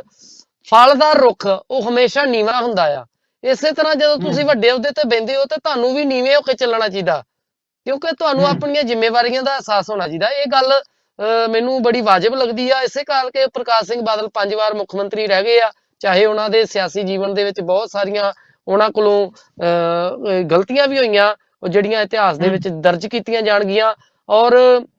ਇਸ ਦੇ ਨਾਲ ਨਾਲ ਪ੍ਰਕਾਸ਼ ਸਿੰਘ ਬਾਦਲ ਜਿਹੜੇ ਆ ਉਹ ਇਤਿਹਾਸ ਦੇ ਵਿੱਚ ਸਿੱਖਾਂ ਦੇ ਇੱਕੋ ਇੱਕ ਅਜਿਹੇ ਆਗੂ ਸਨ ਜਿਹੜੇ ਸਭ ਤੋਂ ਸ਼ਕਤੀਸ਼ਾਲੀ ਆਗੂ ਵੀ ਸਨ ਅੱਜ ਦੇ ਸਮੇਂ ਦੇ ਵਿੱਚ ਲੋਕਤੰਤਰ ਦੇ ਵਿੱਚ। ਔਰ ਇਸ ਦੇ ਨਾਲ ਪ੍ਰਕਾਸ਼ ਸਿੰਘ ਬਾਦਲ ਨੂੰ ਸਭ ਤੋਂ ਵਿਰੋਧ ਸਹਿਣ ਕਰਨ ਵਾਲੇ ਸਿੱਖਾਂ ਦਾ ਹੀ, ਆਪਣੀ ਹੀ ਕੌਮ ਦਾ ਸਭ ਤੋਂ ਵੱਧ ਕ੍ਰਿਟਿਸਿਜ਼ਮ ਸਹਿਣ ਕਰਨ ਵਾਲੇ ਵੀ ਪ੍ਰਕਾਸ਼ ਸਿੰਘ ਬਾਦਲ ਸਨ। ਔਰ ਉਹਨਾਂ ਦੀ ਇਹ ਗੱਲ ਮੈਂ ਤਾਂ ਜ਼ਿਕਰ ਕਰ ਰਿਹਾ ਕਿ ਇੱਕ ਮੁੱਖ ਮੰਤਰੀ, ਉਹ 5 ਵਾਰ ਮੁੱਖ ਮੰਤਰੀ ਰਹੇ ਆ, ਆਪਣੇ ਸਿਆਸੀ ਤੌਰ ਤੇ ਬਹੁਤ ਸਾਰੀਆਂ ਕਮਜ਼ੋਰੀਆਂ ਘਾਟਾਂ ਦੇ ਬਾਵਜੂਦ। ਔਰ ਉਹਦਾ ਇੱਕ ਕਾਰਨ ਇਹ ਵੀ ਹੈ ਕਿ ਉਹ ਜਦੋਂ ਰਾਜ ਸੱਤਾ 'ਚ ਹੁੰਦੇ ਸਨ ਤਾਂ ਉਹ ਇਹਨਾਂ ਚੀਜ਼ਾਂ ਤੋਂ ਬੜਾ ਸੰਜਮ ਤੋਂ ਕੰਮ ਲੈਂਦੇ ਸਨ। ਸੋ ਕੋਈ ਵੀ ਮੁੱਖ ਮੰਤਰੀ ਹੋਵੇ ਉਹਨੂੰ ਜਿਹੜਾ ਇਹ ਚੀਜ਼ ਵੇਖਣੀ ਚਾਹੀਦੀ ਹੈ ਕਿ ਜਿਸ ਤਰੀਕੇ ਦੇ ਨਾਲ ਫਲਦਾਰ ਰੁੱਖ ਜਿਹੜਾ ਉਹ ਨੀਵਾਂ ਹੁੰਦਾ, ਇਸ ਤਰੀਕੇ ਦੇ ਨਾਲ ਵੱਡੇ ਅਹੁਦੇ ਤੇ ਬੈਠੇ ਵਿਅਕਤੀ ਦੀ ਜਿਹੜੀ ਆ ਮੱਤ ਉੱਚੀ ਤੇ ਮਨ ਨੀਵਾਂ ਹੋਣਾ ਚਾਹੀਦਾ। ਔਰ ਭਗਵੰਤ ਮਾਨ ਹੋਰਾਂ ਨੂੰ ਇਸ ਪੱਖ ਤੋਂ ਵਿਸ਼ੇਸ਼ ਜਿਹੜੀ ਆ ਤਵੱਜੋ ਦੇਣ ਦੀ ਲੋੜ ਆ, ਇਹ ਕਿਉਂਕਿ ਇਸੇ ਕਰਕੇ ਉਹ ਸਮੇਂ-ਸਮੇਂ ਜਿਹੜੇ ਆ ਉਹ ਵਿਵਾਦਾਂ 'ਚ ਫਸ ਜਾਂਦੇ ਆ। ਕਦੇ ਉਹ ਮੀਡੀਆ ਨਾਲ ਵਿਹਾਰ ਨੂੰ ਲੈ ਕੇ ਜਿਹੜਾ ਉਹ ਆਲੋਚਨਾ ਦੇ ਸ਼ਿਕਾਰ ਹੁੰਦੇ ਆ, ਕਦੇ ਕਿਸੇ ਗੱਲ ਨੂੰ ਲੈ ਕੇ, ਕਦੇ ਜਥੇਦਾਰ ਸਾਹਿਬ ਦੇ ਖਿਲਾਫ ਉਹਨਾਂ ਦਾ ਕੋਈ ਟਵੀਟ ਆ ਜਾਂਦਾ ਵਿਵਾਦਗ੍ਰਸਤ, ਕਦੇ ਸ਼੍ਰੋਮਣੀ ਕਮੇਟੀ ਦੇ ਪ੍ਰਧਾਨ ਦੇ ਖਿਲਾਫ। ਜੀ ਜੀ, ਤਾਂ ਬਹੁਤ-ਬਹੁਤ ਧੰਨਵਾਦ ਬੁੱਟਰ ਸਾਹਿਬ, ਤੁਸੀਂ ਆਪਣਾ ਕੀਮਤੀ ਸਮਾਂ ਦਿੱਤਾ। ਤਾਂ ਇਹ ਉਹ ਮੁੱਖ ਸਵਾਲ ਕਿ ਕੀ ਸ਼੍ਰੋਮਣੀ ਗੁਰਦੁਆਰਾ ਪ੍ਰਬੰਧਕ ਕਮੇਟੀ ਦੇ ਪ੍ਰਧਾਨ ਚੋਣ ਪ੍ਰਚਾਰ ਕਰ ਸਕਦੇ ਨੇ ਸ਼੍ਰੋਮਣੀ ਅਕਾਲੀ ਦਲ ਦੇ ਹੱਕ ਦੇ ਵਿੱਚ? ਤਾਂ ਇਹੀ ਹੈ ਕਿ ਸ਼੍ਰੋਮਣੀ ਅਕਾਲੀ ਦਲ ਅਤੇ ਸ਼੍ਰੋਮਣੀ ਗੁਰਦੁਆਰਾ ਪ੍ਰਬੰਧਕ ਕਮੇਟੀ ਇੱਕੋ ਸਿੱਕੇ ਦੇ ਦੋ ਪਹਿਲੂ ਨੇ, ਜਿਨ੍ਹਾਂ ਦੀ ਸਥਾਪਨਾ ਇੱਕੋ ਤਰ੍ਹਾਂ ਦੇ ਮਕਸਦਾਂ ਦੇ ਲਈ ਕੀਤੀ ਗਈ ਸੀ। ਤਾਂ ਜਿਸ ਕਰਕੇ ਸਮੇਂ-ਸਮੇਂ ਦੇ ਉੱਤੇ ਦੇਖਣ ਨੂੰ ਮਿਲਦਾ ਰਿਹਾ ਕਿ ਸ਼੍ਰੋਮਣੀ ਗੁਰਦੁਆਰਾ ਪ੍ਰਬੰਧਕ ਕਮੇਟੀ ਦੇ ਉੱਚ ਅਹੁਦਿਆਂ ਦੇ ਉੱਤੇ ਬਿਰਾਜਮਾਨ ਵਿਅਕਤੀ ਸ਼੍ਰੋਮਣੀ ਅਕਾਲੀ ਦਲ ਦੇ ਲਈ ਵੋਟਾਂ ਮੰਗਦੇ ਰਹੇ ਨੇ, ਚੋਣ ਪ੍ਰਚਾਰ ਕਰਦੇ ਰਹੇ ਨੇ। ਤਾਂ ਇਹ ਕੋਈ ਨਵੀਂ ਗੱਲ ਨਹੀਂ ਵਾਪਰੀ। ਇਤਿਹਾਸ ਦੇ ਵਿੱਚ ਅਜਿਹੀਆਂ ਘਟਨਾਵਾਂ ਜਾਂ ਅਜਿਹੇ ਚੋਣ ਪ੍ਰਚਾਰ ਆਮ ਹੀ ਦੇਖਣ ਨੂੰ ਮਿਲਦੇ ਰਹੇ ਨੇ। ਪਰ ਜਿਸ ਤਰ੍ਹਾਂ ਸ਼੍ਰੋਮਣੀ ਗੁਰਦੁਆਰਾ ਪ੍ਰਬੰਧਕ ਕਮੇਟੀ ਅਤੇ ਪੰਜਾਬ ਸਰਕਾਰ ਦੇ ਵਿਚਾਲੇ ਵਸਿਸ ਦੀ ਜਿਹੜੀ ਸਥਿਤੀ ਬਣੀ ਹੋਈ ਹੈ, ਇਹ ਬੜੀ ਖਤਰਨਾਕ ਹੈ। ਇਸ ਸਥਿਤੀ ਤੋਂ ਪੰਜਾਬ ਸਰਕਾਰ ਨੂੰ ਵੀ ਬਚਣਾ ਚਾਹੀਦਾ, ਸਥਿਤੀ ਦੇ ਵਿੱਚੋਂ ਨਿਕਲਣਾ ਚਾਹੀਦਾ, ਕਿਉਂਕਿ ਸ਼੍ਰੀ ਅਕਾਲ ਤਖਤ ਸਾਹਿਬ